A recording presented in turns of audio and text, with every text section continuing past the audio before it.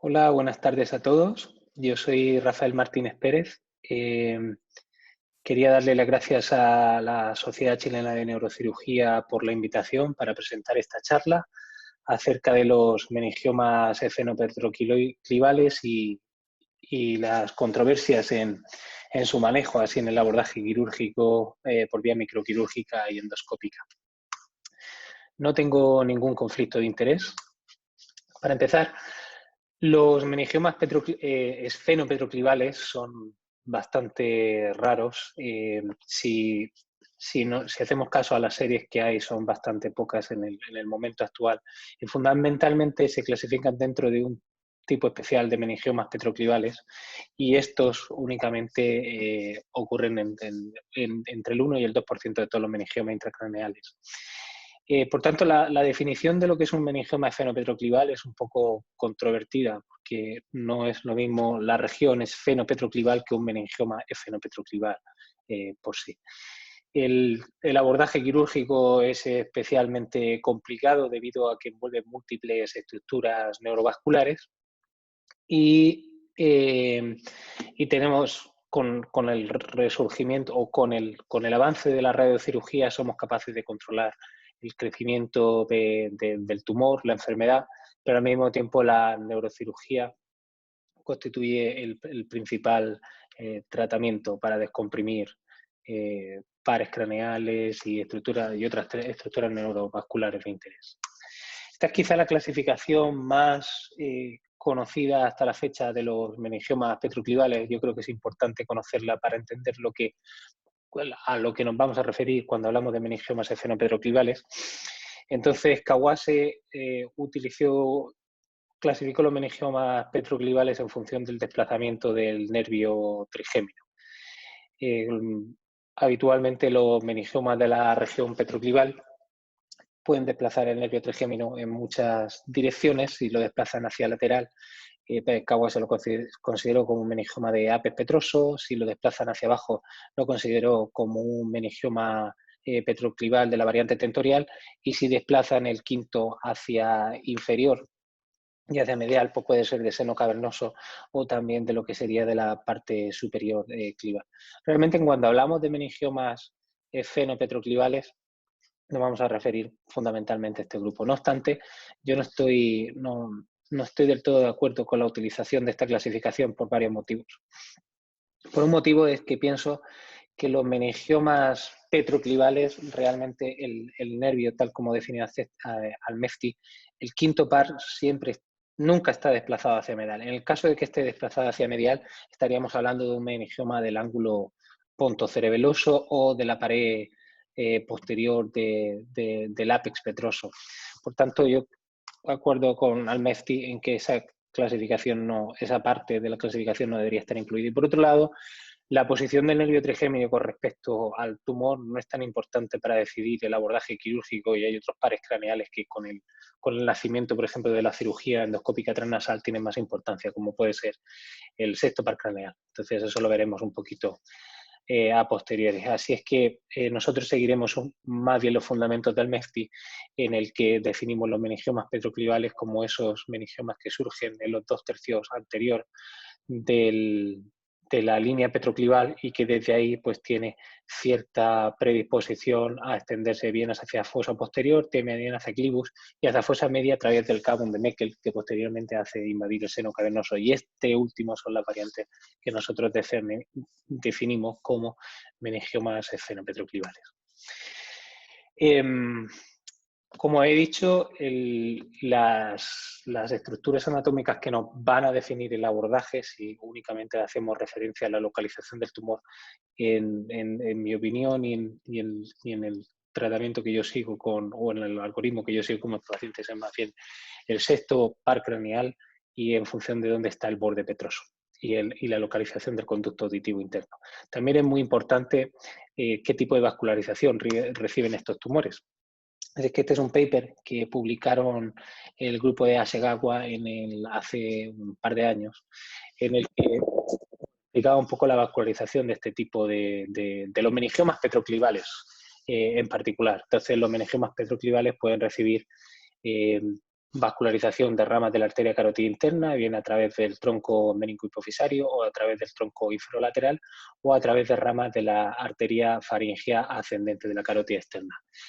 El primer grupo, cuando recibe ramas de la arteria tentorial a través del tronco meningohipofisario o el tronco inferolateral, estos tumores son muy favorables para operar por fosa media, porque lo que nos interesa realmente en estos tumores es cortar la vascularización relativamente pronto y de ese modo poder sacar el tumor de una manera más tranquila. Sin embargo, los que tienen una vascularización prominente por parte de la arteria faríngea ascendente son más complicados. Habitualmente algunos autores consideran que estos son los meningiomas que uno debería embolizar. No podemos embolizar, por tanto, los meningiomas que proceden de la arteria carótida interna, pero estos que vienen de la arteria faríngea ascendente pues serían potencialmente candidatos, aunque no es una práctica que nosotros utilicemos realmente, pero pudiera ser una alternativa. Estos que vienen de vascularización de la arteria faríngea ascendente son mucho más difíciles de controlar el aferente sanguíneo, puesto que si abordamos por fosa media únicamente nosotros vemos la rama nutricia cuando está llegando a la porción final del tumor. Por tanto, en esos tumores vascularizados por la arteria faríngea ascendente principalmente, optaríamos por un abordaje de fosa posterior, un abordaje transpetroso posterior o un abordaje combinado para tener control de esta arteria. Por suerte, los meningiomas esfenopetroclivales, la variante esfenopetroclival, esto es bastante raro, fundamentalmente estos tumores, porque infiltrar el seno cavernoso tienen más vascularización de ramas de la arteria carótida interna, bien del tronco inferolateral o también de la arteria de venas cónicas inari. Entonces, antes de decidir un poco el manejo, debemos fundamentalmente que reconozcamos estos únicos dos PPA acerca de la historia natural de los meningiomas petroclivales, porque todos estamos de acuerdo en que los meningiomas de un tamaño medio, largo o grande y en los pacientes sintomáticos tienen que ser operados en primera instancia. Y lo que no está claro es qué hacer con aquellos pacientes que están asintomáticos con tumores pequeños. Pues bien, estos dos estudios lo que muestran es que los meningiomas petroclivales progresan en su mayoría, entre un 75 y un 90%, pero hay un pequeño porcentaje que no progresa. Lo bueno es que siempre hay un tiempo entre que progresan y empiezan a ser sintomáticos, que es de al menos 6 meses, pero también es verdad que son los pequeños y los de medio tamaño los que progresan más rápido. Entonces, en nuestra postura que ante un tumor pequeño, asintomático, que llega a la consulta, no sería descabellado, por tanto, realizar una resonancia a los 6 meses y comprobar si existe algún tipo de crecimiento. Y en el caso de que exista crecimiento, especialmente en pacientes más jóvenes que tienen una esperanza de vida mayor a que el tumor progrese, pues se pudiera indicar la cirugía. También habría que considerar otra serie de factores, sobre todo en estos tumores pequeños, porque no es el caso raro. Por ejemplo, en pacientes que están recibiendo progestágeno, que al suspender la toma de progestágeno el tumor pudiera estabilizarse, o incluso hay algunos que reportan que el tumor pudiera hasta disminuir de tamaño. Respecto a las técnicas de imagen, si bien no tanto en otros meningiomas de otra localización, en los meningiomas esfenopetroclivales es fundamentalmente complementar estas tres patas. Por un lado, el escáner multicorte, la resonancia y la angiografía. El escáner multicorte nos ayuda porque puede darnos alguna indicación acerca de la dureza del tumor, si hay calcificación en su interior, pero sobre todo nos indica si existe una hiperostosis, dónde se origina el tumor y por tanto vamos a saber hacia dónde están desplazados los nervios. Por ejemplo, si es un meningioma de la parte más anterior de la línea petroclival, lo más probable es que el nervio trigémino se encuentre desplazado hacia lateral y tenga ramas procedentes de la arteria, de ramas de la arteria carótida interna. Y si, por ejemplo, se encuentra en una localización más posterior, el nervio trigémino pues, puede desplazarse hacia superior en muchos casos. También nos ayuda mucho a la planificación quirúrgica, porque cuando vamos a hacer un abordaje transpetroso es muy importante conocer la normatización del ápex petroso y, por ejemplo, si yo conozco que el canal del facial está a determinada altura, pues no drilar más allá. La resonancia es importante porque últimamente han surgido muchos estudios en los que nos determinan, por ejemplo, diversos aspectos que nos pueden ayudar a pensar que el tumor está creciendo, como puede ser el edema peritumoral. Sabemos que eso va a ser un tumor mucho más infiltrativo además. También los tumores con un bajo ADC, también sabemos que son tumores que tienen una tendencia a progresar más rápidamente. Y por otro lado, pues también nos puede ayudar a indicar un poco la dureza del tumor a través de los valores de señal en T2 y también de la ADC. Y por último, la angiografía. La angiografía no la indicamos en todos los tumores de base de cráneo, pero quizás sea de bastante utilidad, incluso aun cuando no tengamos pensado indicar la embolización. Tiene que ser de 6 vasos para ver las ramas de la carótida externa, por si tiene irrigación por parte de la arteria faríngea ascendente. En estos tumores, aunque uno pudiera pensar que puede embolizar de forma segura a través de la arteria faríngea ascendente, es frecuente que haya mucha fistulización entre ramas, que tenga aferencias vasculares de ambas ramas, de la arteria carótida interna y también de ramas de la carótida externa, que haya mucha fistulización. Por tanto, incluso cuando es una vascularización por ramas de arteria faríngea ascendente, soy bastante reacio, y únicamente los tumores que tienen una vascularización exclusiva de arteria faríngea ascendente uno se lo pudiera plantear, aunque esto en los meningiomas esfenopetroclivales es bastante raro, como digo. Por tanto, hemos pasado de una cirugía tumoral altamente resectiva en los años 90 con el resurgimiento, con el avance de la radiocirugía que nos permite controlar la enfermedad. Hemos pasado a una cirugía que lo que trata es de preservar la función, disminuir tanto tumor de tamaño tanto como sea posible, pero al mismo tiempo preservando la función. Por tanto, nosotros tenemos una serie de preferencias o de escala por así decirlo, de valores en los cuales nos van a definir el tipo de abordaje que vayamos a utilizar. Por ejemplo, la primera es la compresión del tronco del encéfalo, dónde se encuentra localizado el tumor, si es más en función de, por ejemplo, cómo se encuentra en relación con el conducto auditivo interno y también el septo paracraneal, cuál es la consistencia del tumor. Tumores que son más blandos pues son más accesibles, por ejemplo, incluso aunque tengamos corredores pequeños, cuál es la vascularización del tumor, como ya hemos explicado anteriormente, y qué tipo de pares craneales se encuentran afectados. Este es una revisión que hicimos hace un par de años, en el que vemos un poco cómo ha ido cambiando la tendencia en el abordaje de los tumores petroclivales. Si bien los abordajes transpetrosos ha disminuido un poco la incidencia, sobre todo a partir del año 2000, vemos como, por ejemplo, el abordaje endoscópico nasal ha sido cada vez más popular a partir del año 2015, después de los trabajos de Carrao, en el que se empezó a utilizar más el colgajo nasorectal y, por tanto, podemos operar estos tumores con una relativa tasa aceptable de fístula de líquido cefalorraquídeo. Seguramente todos conocemos este trabajo de Abdelaziz, en el cual divide el clivus en 3 zonas. La zona superior o zona 1 por encima del conducto auditivo interno, la zona 2 entre el conducto auditivo interno, foramen yugular, y la zona 3 por debajo de este. Los meningiomas, si hacemos caso a la definición clásica de Almesti, los meningiomas petroclivales se originan en los dos tercios anteriores de esta línea petroclival, por tanto deberíamos sacar estos de la zona 3. Pero aún así, la zona 1 se podrían abordar a través, de acuerdo del trabajo de la CID, a través de un abordaje de fosa media con la petrosectomía anterior, los de la zona 2 a través de una petrosectomía posterior y los de la zona 3 pues ya a través de abordajes retrosigmoideos y subvariantes como FAR lateral, transcondilar o transtubercular. Y aquellos tumores que son más grandes, que tienen un compromiso de ambas áreas, de la zona 1 y de la zona 2, a la zona 2, por debajo del conducto auditivo interno, no llegaríamos con un abordaje petroso anterior y, por tanto, hay que combinarlo con un abordaje posterior, con una petrosectomía posterior. Vamos a revisar un poco más.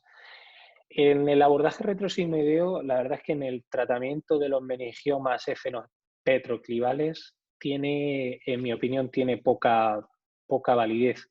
Únicamente yo quizá lo indicaría en los tumores bastante grandes, sobre todo en aquellos que tienen una vascularización procedente de la arteria faringea ascendente, y también para algunos casos que a veces podemos llegar a confundir con meningiomas esfenopetroclivales, pero como en este que veis aquí de la derecha, que pudiera ser un meningioma de la región esfenopetroclival, pero realmente si vemos la parte central, vemos que tiene la nutrición en la parte de la cara posterior del ápex petroso. Tanto esos como los meningiomas tentoriales pues se pudieron abordar bien con un abordaje retrosigmoideo porque requieren poca retracción del ángulo pontocerebeloso, pero para el resto de meningiomas esfenopetroclivales tiene una aplicación más limitada. Luego la petrosectomía posterior tiene la ventaja de que llegamos a los vasos nutricios, por ejemplo, de la arteria faringe ascendente relativamente pronto, pero es un corredor relativamente pequeño y únicamente, pues quizá pues, sería de bastante utilidad para aquellas lesiones que están por debajo del conducto auditivo interno o aquellas lesiones que tienen una vascularización fundamental de arteria faringea ascendente. Incluso en los abordajes retrolaberínticos que casi no den espacio, siempre hay un poquito de pérdida de audición. Siempre hay, al menos hasta un 50% de los pacientes tienen una pérdida conductiva de audición. Por tanto, hay que ser muy selectivo a la hora de dedicar una petrosectomía posterior para pacientes que están completamente intactos y que su audición es normal. Entonces, ya más tarde, en los años 90, creo que fuera en el año 89 y en el 91, Kawase muestra los trabajos de su petrosectomía anterior, en el cual utiliza un abordaje por fosa media, esta vez a través de un corredor subtemporal. Como es un abordaje subtemporal, la parte anterior del lóbulo temporal está bastante anclada al seno cavernoso y además el nervio trigémino bloquea la visualización de la parte más anterior del seno cavernoso. Entonces, este abordaje es ideal, por ejemplo, para la parte posterior del seno cavernoso y para meningiomas de fosa media que quedan por encima del conducto auditivo interno. Entonces, esos meningiomas esfenopetroclivales cabrían en el tratamiento de Kawase. El problema es que muchos meningiomas esfenopetroclivales tienen cierta predisposición a emigrar hacia el clivo y hacia línea media.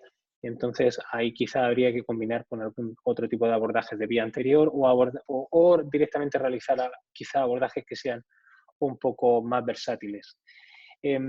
Otro problema del abordaje de Kawase es que en algunos pacientes la vena de la B drena hacia venas de la tienda, tanto uno tiene que ser muy cuidadoso que cuando corta corta la tienda del cerebelo en esa posición tan lateral no vaya a desgarrar una de estas venas de drenaje. Y el drenaje venoso en este tipo de lesiones hay que conservarlo lo más posible. Entonces, hay otra serie de alternativas ante esto. El abordaje combinado lo que nos permite es abordar tumores de un mayor tamaño que invaden ambas zonas, la zona 1 o la zona 2, o incluso tumores que son fundamentalmente de zona 1, que tienen poca invasión por debajo del conducto auditivo interno, pero que tienen una alta vascularización procedente de la arteria faringe ascendente. Como he dicho, incluso cuando se utiliza una vía retrolaberíntica, los pacientes tienen algún defecto de la audición de conducción, al menos en un 50% de los casos. Sin embargo, yo, por ejemplo, este abordaje lo emplearía en lesiones que son muy infiltrativas del tronco del encéfalo y que nos permite visualizar mucho mejor las perforantes o la parte más infiltrativa de la porción posterior del tumor hacia el tronco del encéfalo. Pero seguimos teniendo el mismo problema con la petrosectomía anterior, con el abordaje de Kawase, por su descripción inicial, a través de un corredor subtemporal, tenemos muy mala visualización de la pared lateral del seno cavernoso. Entonces hay que combinar con algún tipo de abordaje que nos dé más exposición de la pared lateral del seno cavernoso, como este pretemporal. Pero el problema del abordaje pretemporal clásico es que no da buena visualización de lo que es la fosa posterior. Pero al mismo tiempo pues, permite una descompresión temprana del nervio óptico, el cual se encuentra afectado hasta un 20% según nuestra serie, la serie del Dr. Mura, y por tanto descomprimir el nervio óptico en algunos meningiomas esfenopetroclivales es de una importancia clave en estos casos. Entonces, aunando un poco las limitaciones de lo que tenía la petrosectomía anterior de Kawase, que añadió al corte de la tienda, tenía también el drilling. El drilling es complicado en esta zona, siempre existe un riesgo de que se pueda lesionar la arteria carótida o que haya un aumento de la incidencia de fístula de líquido cefalorraquídeo.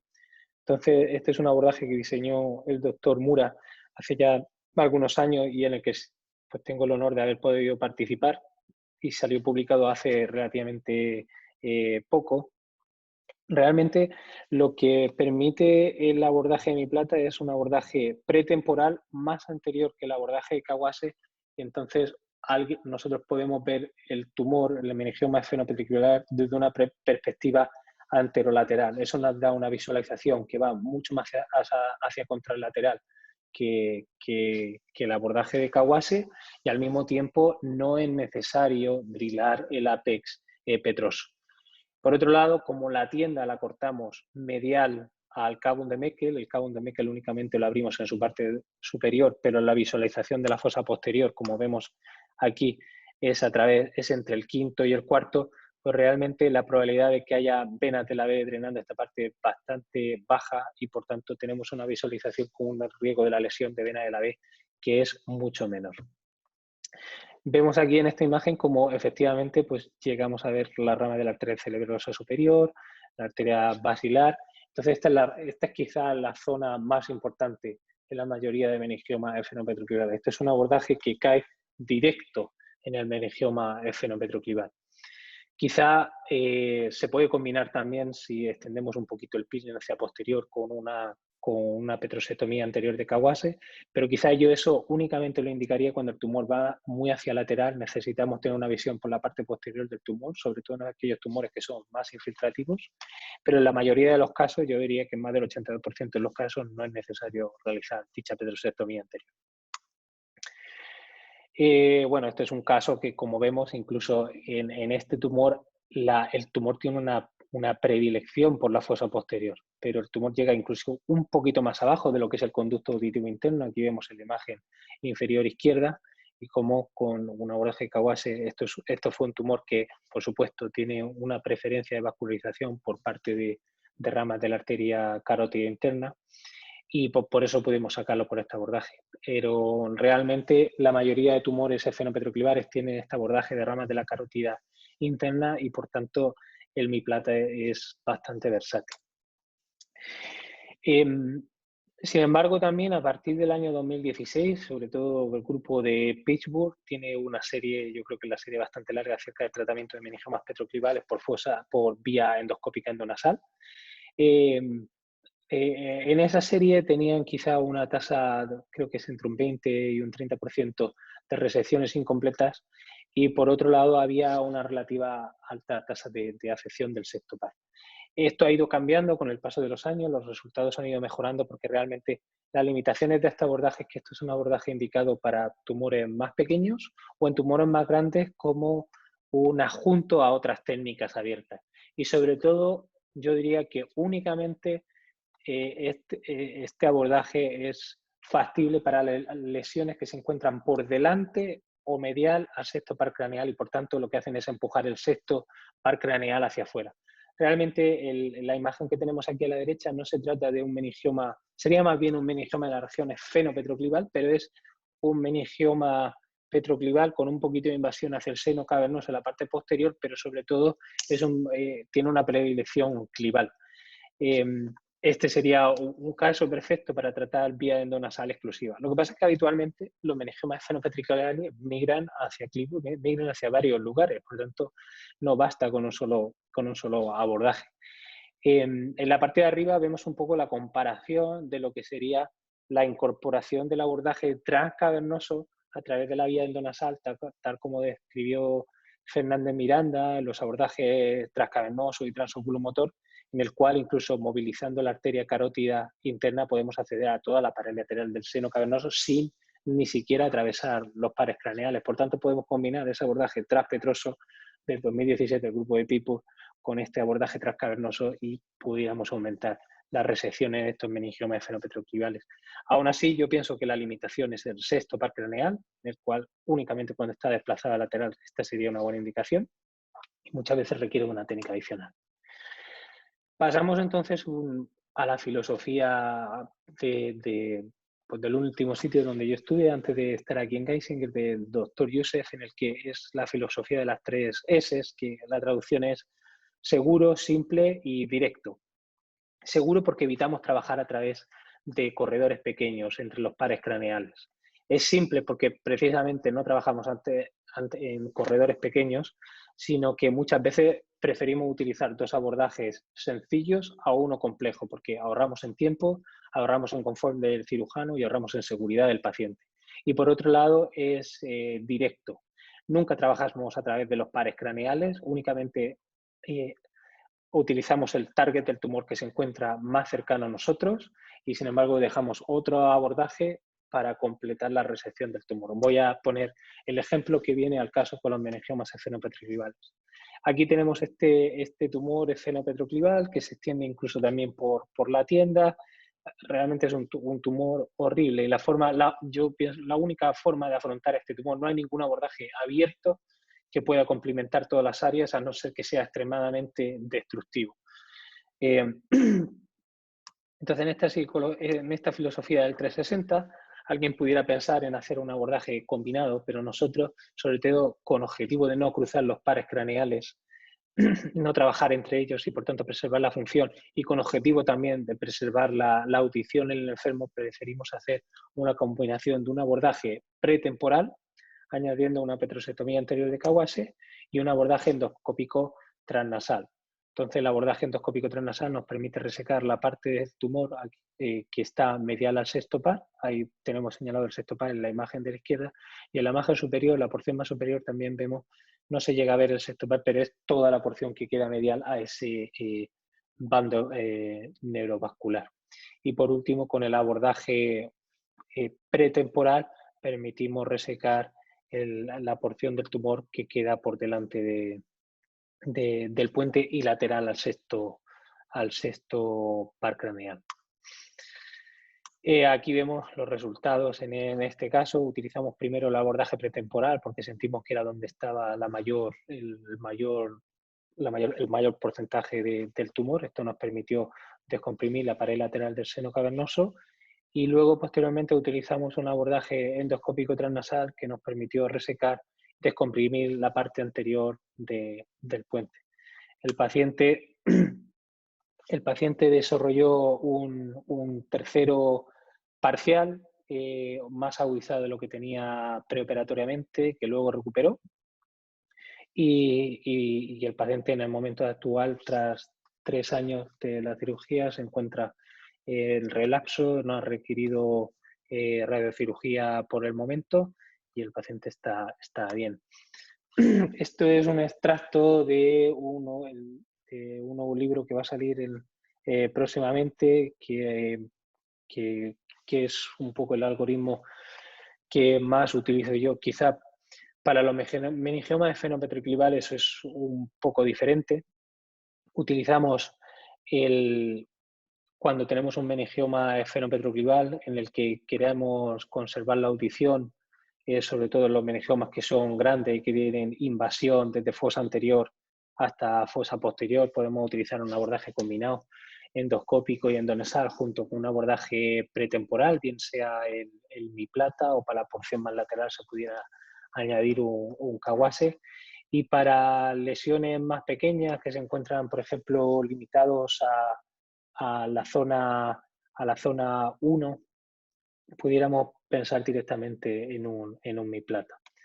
Realmente yo creo que esto es un resumen bastante bueno, pero incompleto. Yo creo que todas las indicaciones que hemos ido comentando anteriormente podemos discutirlas de nuevo en la mesa redonda y quizá añadir un poquito más de luz a este complejo de los meningiomas esfenopetroclivales. Espero que les haya gustado y muchísimas gracias por su atención.